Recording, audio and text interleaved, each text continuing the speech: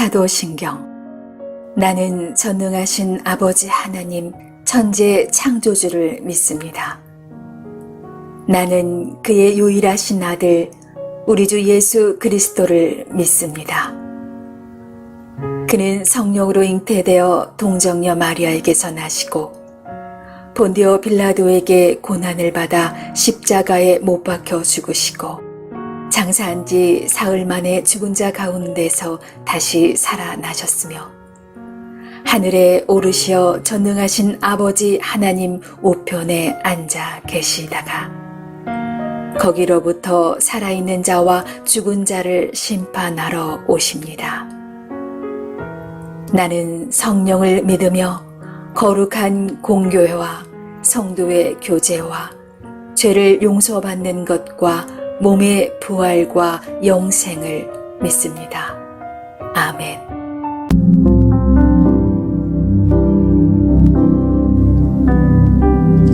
함께 노래합시다.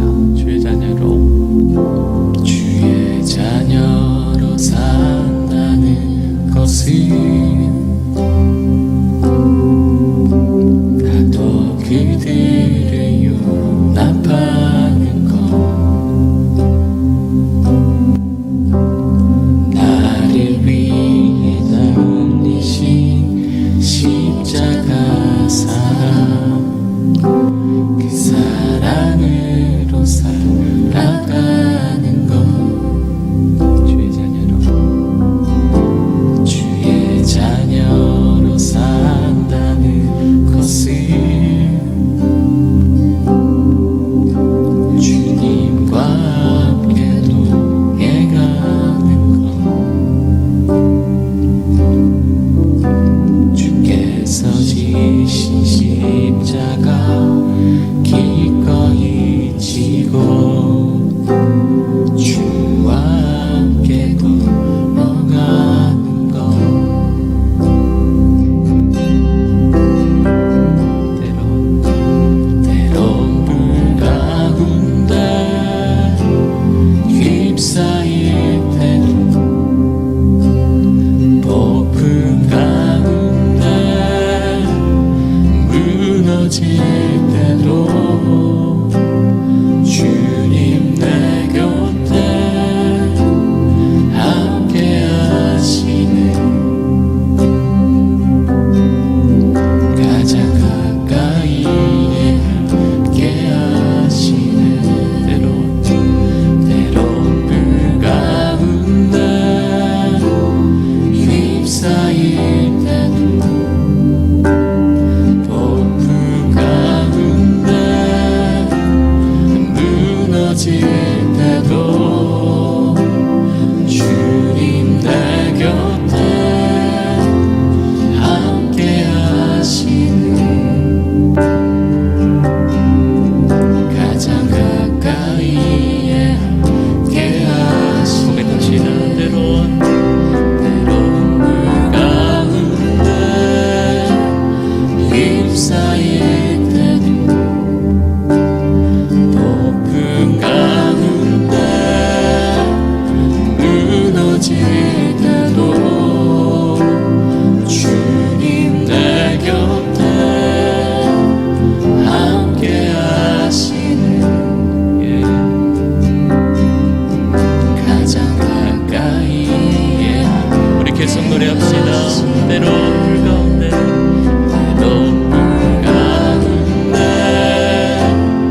휩싸일 때도 폭풍 가운데 무너질 때도 주님 내 곁에 함께 하시는 가장 가까이에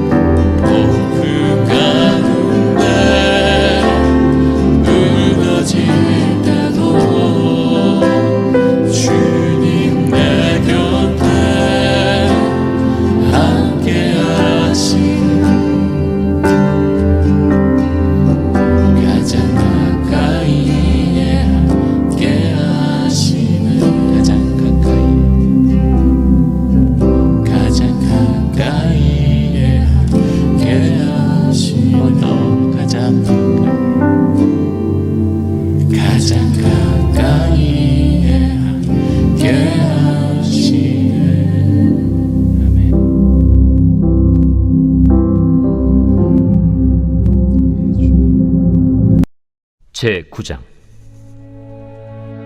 예수께서 12제자를 불러 모으사 모든 귀신을 제어하며 병을 고치는 능력과 권위를 주시고 하나님의 나라를 전파하며 앓는 자를 고치게 하려고 내보내시며 이르시되, 여행을 위하여 아무것도 가지지 말라. 지팡이나 배낭이나 양식이나 돈이나 두벌 옷을 가지지 말며 어느 집에 들어가든지 거기서 머물다가 거기서 떠나라. 누구든지 너희를 영접하지 아니하거든 그 성에서 떠날 때 너희 발에서 먼지를 떨어버려 그들에게 증거를 삼으라. 제자들이 나가 각 마을에 두루 다니며 곳곳에 복음을 전하며 병을 고치더라. 분봉왕 헤롯이 이 모든 일을 듣고 심히 당황하니 이는 어떤 사람은 요한이 죽은 자 가운데서 살아났다고도 하며 어떤 사람은 엘리야가 나타났다고도 하며 어떤 사람은 옛 선지자 한 사람이 다시 살아났다고도 함이라. 헤롯이 이르되, 요한은 내가 목을 베었거늘 이제 이런 일이 들리니 이 사람이 누군가? 하며 그를 보고자 하더라. 사도들이 돌아와 자기들이 행한 모든 것을 예수께 여쭈니 데리시고 따로 베세다라는 고을로 떠나가셨으나 무리가 알고 따라왔거늘 예수께서 그들을 영접하사 하나님 나라의 일을 이야기하시며 병 고칠 자들은 고치시더라. 날이 저물어 가매 12사도가 나아와 여짜오되, 무리를 보내어 두루 마을과 촌으로 가서 유하며 먹을 것을 얻게 하소서. 우리가 있는 여기는 빈 들이니이다. 너희가 먹을 것을 주라. 우리에게 떡 5개와 물고기 2마리밖에 없으니 이 모든 사람을 위하여 먹을 것을 사지 아니하고서는 할 수 없사옵나이다. 이는 남자가 한 5,000명 되밀어라. 때를 지어 한 50명씩 앉히라.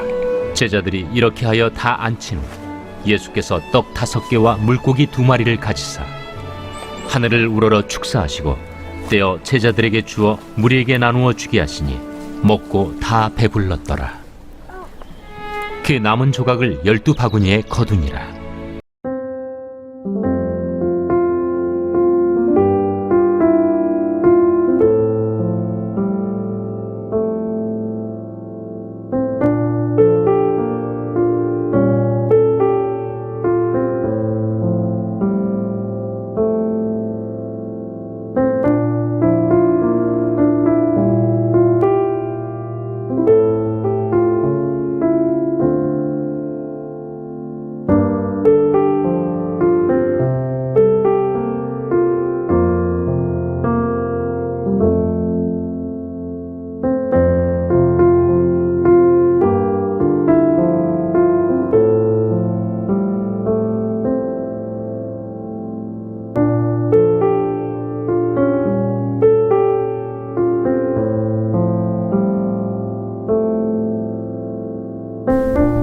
샬롬. 오늘도 복된 하루 하나님의 은혜와 평강이 우리의 삶에 넘칠 수 있기를 원합니다.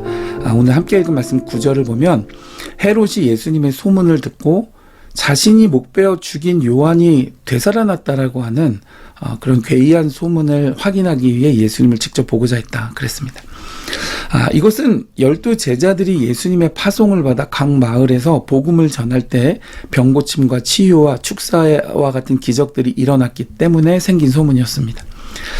이때 제자들과 함께 성령께서 역사하셨기에 이와 같은 권능이 나타날 수 있었음은 의심의 여지가 없습니다. 그리고 또 한 가지는 만약 제자들이 자신들의 이름을 내세우거나 어떤 자신의 실력이나 공로로 파송받은 사역을 감당하고자 했다면 성령께서 그들과 함께하지 않으셨을 것입니다. 그러므로 제자들은 오직 예수 그리스도의 이름으로 복음을 전하고 축사하며 손을 얹어 병자를 치유하는 기적을 행할 수 있었다라는 것을 우리는 본문을 통해 자연스럽게 유추할 수 있는 것입니다. 그리고 바로 이와 같은 모습이 사역을 맡은 자의 본분입니다. 여기에 이 사도라는 말은 어파슬, 그래서 보내심을 받은 자라는 뜻이죠.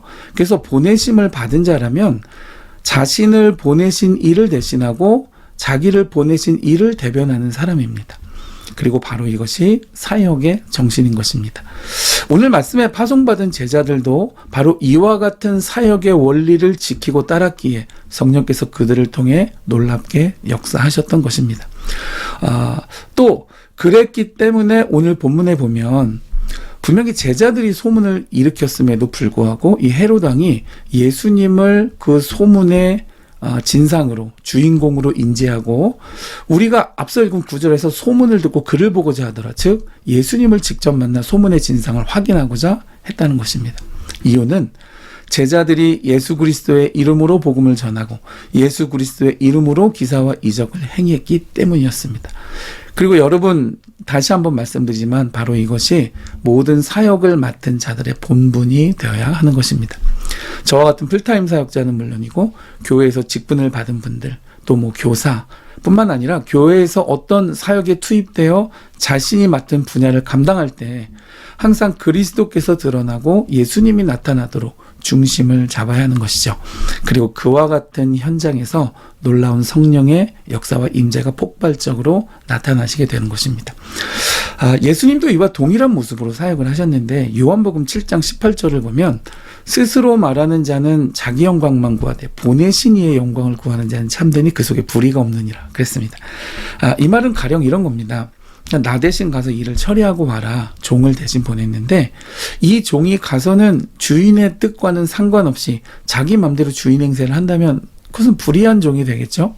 마찬가지로 예수님은 하나님 아버지의 사명을 받아 보내심을 받았기 때문에 예수님이 하는 일은 자기 맘대로 하는 게 아니라 모두 아버지의 뜻대로 일하며 오직 아버지의 영광만을 구하신다는 말씀이었습니다.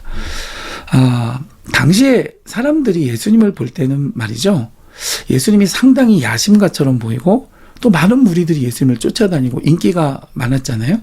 그러니까 그 시대의 종교계를 석권할 수 있는 그런 실력자로 비춰져 예수님을 감시하고 시기할 때에 그 오해를 불식시키기 위해서 나는 보내신 이의 영광을 구하는 자라고 자신을 낮추신 말씀인 것입니다.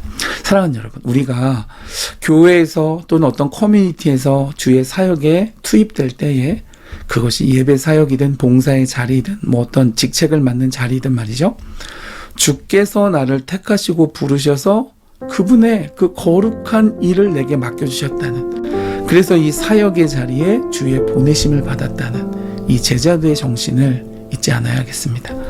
그 자리에서 나는 없어지고 오직 보내신 이의 뜻과 영광을 위해 사역하실 수 있는 보내심을 받은 자, 참된 사역을 받들어가는 복된 성도 되어질 수 있기를 주님의 이름으로 축복해 드립니다.